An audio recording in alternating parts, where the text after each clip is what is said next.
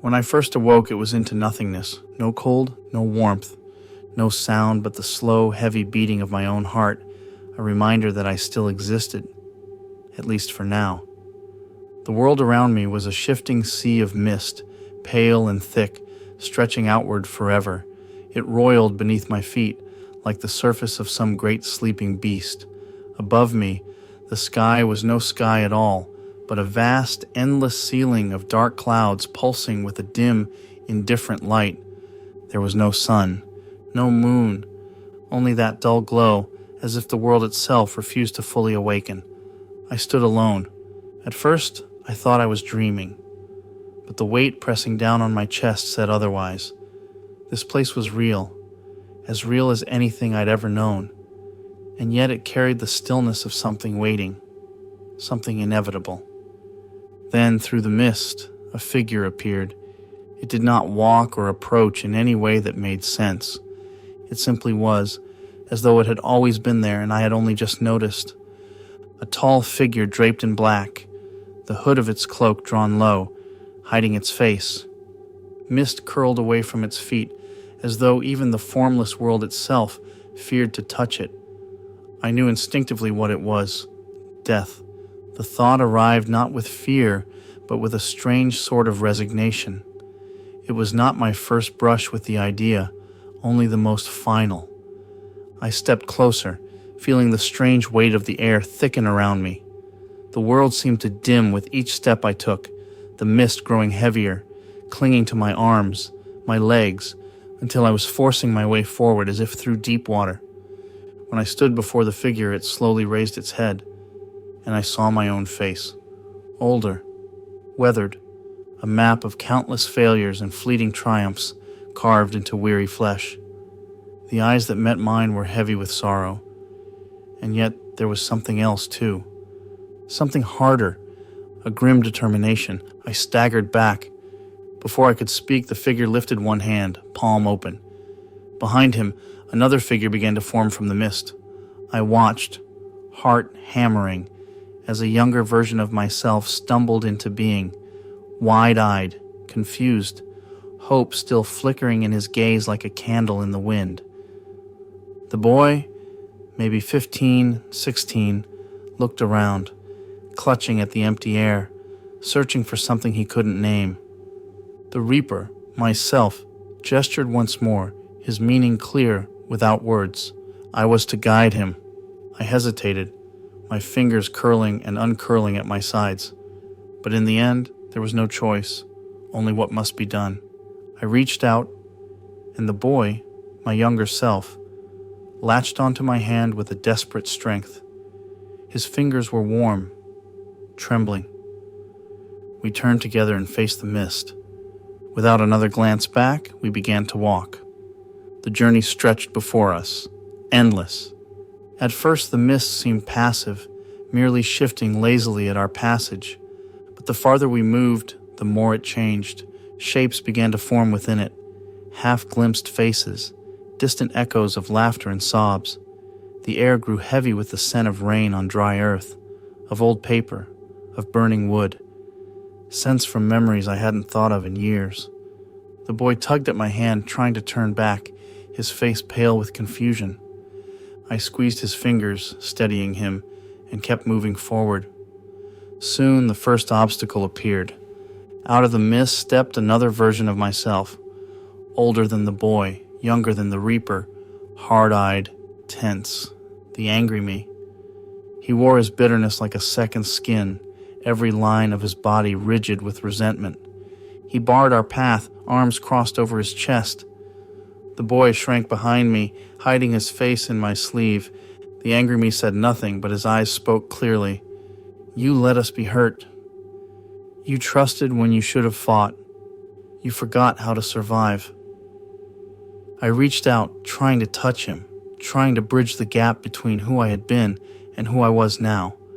But my hand passed through him like mist, and yet it wasn't empty.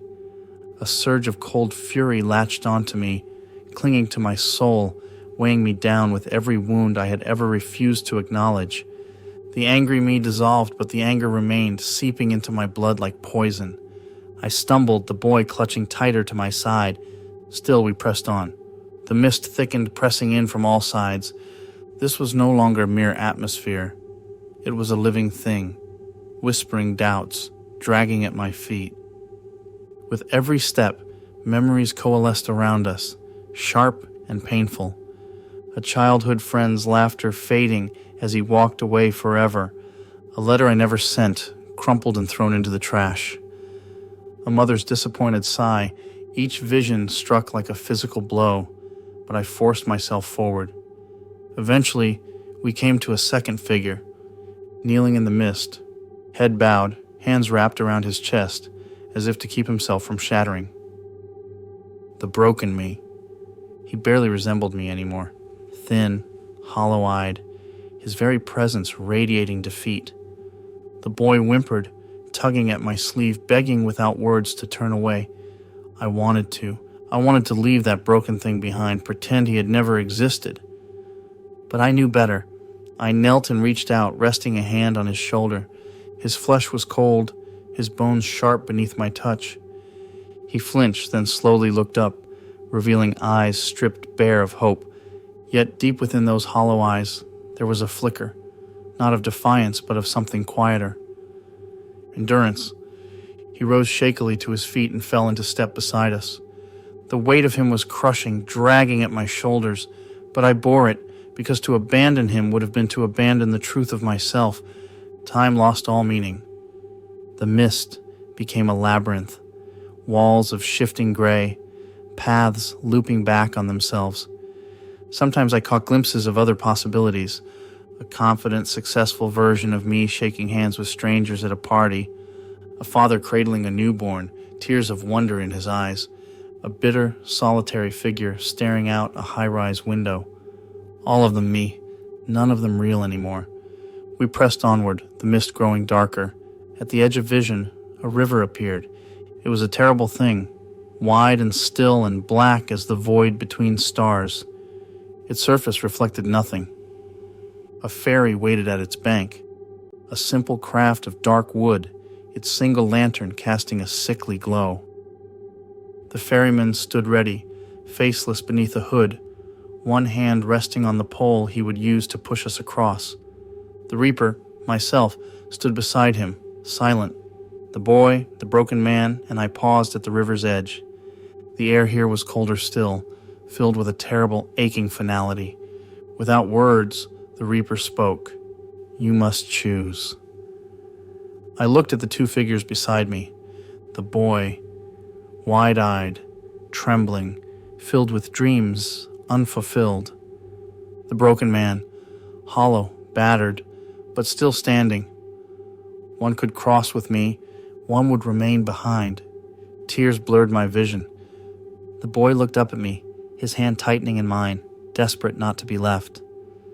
The broken man said nothing, only bowed his head, accepting whatever fate awaited him. My heart shattered. How could I choose?